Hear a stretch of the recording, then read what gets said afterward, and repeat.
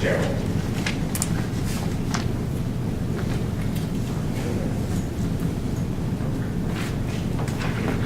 If you state your name and where you live, and then you'll have 3 minutes.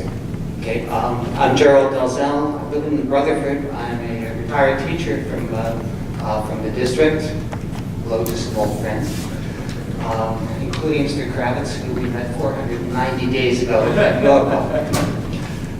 I'm a retired math teacher, as I said. I originally taught at the academies and taught students, and eventually taught students from the comprehensive side of the campus as well as the academy side. Now, I'm concerned from what I've read in the newspaper about the way the credits for electives are being reissued according to the teacher's license rather than the actual course material. I stress electives in particular because I'm not contesting that core classes should be taught within a teacher's licensed expertise.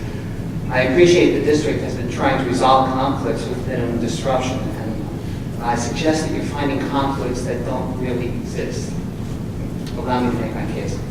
First, please recognize that electives have needed approval by the superintendent, have needed a formal syllabus, and the teacher offering the course was known from the time it was submitted. Using myself as an example, my license was in math, but I constructed and taught electives in science and English, as well as math, and was identified as the teacher of those classes from the beginning. Meteorology was a science class. Nautical fiction was an English class, offered as such and taught as such. Second, and this is the reason why I'm here tonight, students whom I taught as freshmen are now graduating seniors. I hate to see the classes that they passed with me now identified differently, perhaps to their disadvantage or disruption. And as I say, I appreciate the fact that you're trying to minimize the disruption. Maybe the disruption isn't really necessary at all. Third, addressing the nature of the academies that I work with. Well, that's education in the broadest possible sense. For example, the original 5 teachers, math teachers in the program, we all have professional backgrounds as a general physicist, an atmospheric physicist, a nuclear physicist. We had 2 engineers, we had an MBA. A lot of overlap there. Oh, a couple of computer programs. Thinking and presenting outside the usual confines came with the territory, and that virtue went beyond any department. As we applauded our students' efforts to become Renaissance men and women, we exploited our own experiences and interests to broaden their exposure. To restrict electives to only licensed subjects contradicts the MB Academy way. So to finish off, don't be afraid of trusting your teacher's passion. Let me give you an example of teaching outside the box, Dr. John Greco. I knew Dr. Greco when he was the superintendent of the Bergen Technical District, which included the Academy's parent school at Bergen County Academies. When Dr. Greco was a classroom teacher, he taught math and physics. But as the superintendent, he taught an elective in philosophy at Bergen. So don't be afraid of trusting your teacher's passion. If you needed a precedent to do that, you now have it with Dr. Greco. Dr. Greco saw education as a wide open opportunity. He wasn't afraid to look beyond constraints to provide the best. I invite you to do the same.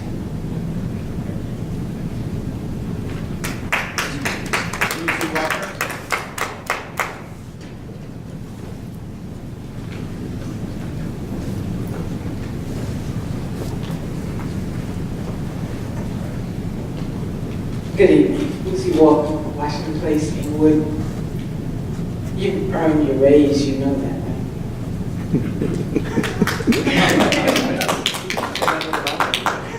The superintendent has earned his raise. I got in the mail this weekend, last week, the IB application for my brilliant little grandson. Thank you very much for taking IB out of the 3rd grade. Okay? There is a problem with the IB program that I have been shouting about since, well, the page that describes the requirements, there's what the students will do, what the parents will do, but there's nothing about what the teacher will do. And I think you know that within school districts, when you have the gifted intelligent program, there is what the teacher will do also. If you don't include that, I mean, what you sent out should be something that every single parent in the district gets. Otherwise, you're dumbing down the community, you're dumbing down the kids.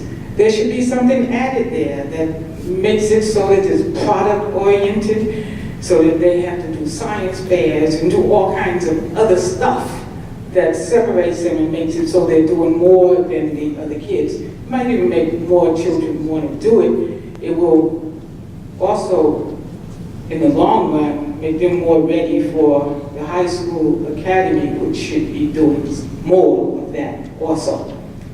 Okay?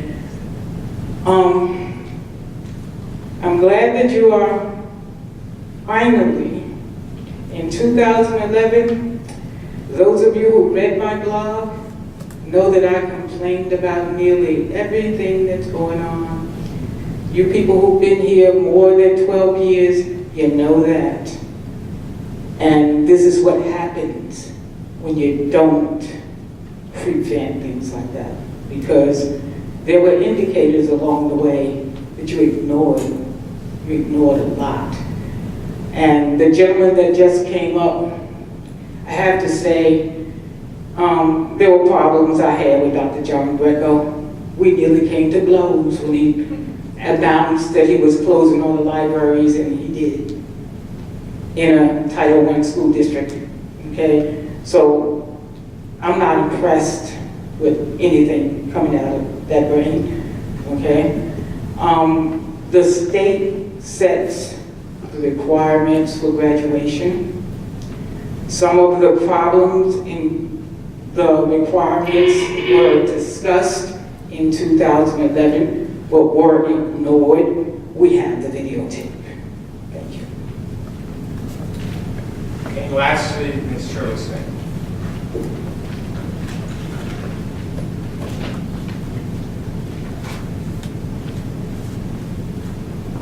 Good evening. I'm really happy of the changes that I've seen. But one of the things that have been bothering me for quite a while now, it's with the teachers that stand in front of children.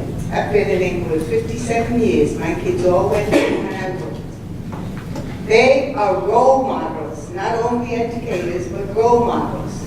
And the way some are dressed is not professional. Flip-flops and all kinds of things. Teachers they are professionals, they are role models, they are teachers. And this is something that has gone down in our district, and we need to see that come up. We had one principal here. If you wasn't dressed properly, he sent you home and you lost a day's pay. Dr. McLeod. And all of this is what's bringing down our district. Because if you see some of how they're dressed, you can't say anything to a child if they're not dressed properly. So I'm telling you, Superintendent, you're making a change, and that should be a big change too. Because they are role models. They stand in front of our children. And we want to bring it back to how we had it. And you're making a good start. And I'd like to see this is one of the main things, that they should be dressed properly to stand in front of our children. Thank you. Thank you, Ms. Smith.